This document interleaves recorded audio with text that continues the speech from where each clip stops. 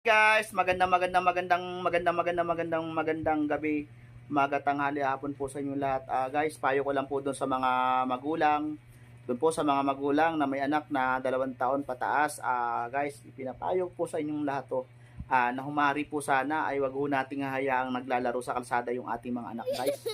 Kasi ho, lalong-lalo na ho doon sa mga kailangan po may gabay. Maglaro man sila sa labas, guys, pero kailangan may matanda pa rin kasama, guys.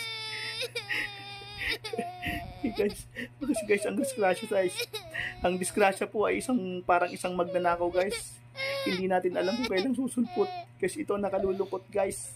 Habang ako, guys, pauwi ng bahay, habang ako po ay nagmamaneho, guys, nang biglang tumawid po yung 2 batang naglalaro, guys. Ayun, guys. Guys, nakalulungkot, guys. Habang ako yung nagmamaneho, guys, biglang tumawid yung 2 bata, guys. Buti natin sa hams, guys.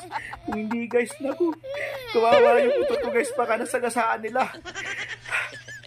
Guys, sana ho, gabay natin yung mga anak natin. Kasi kawawa yung mga nagmumotor, guys.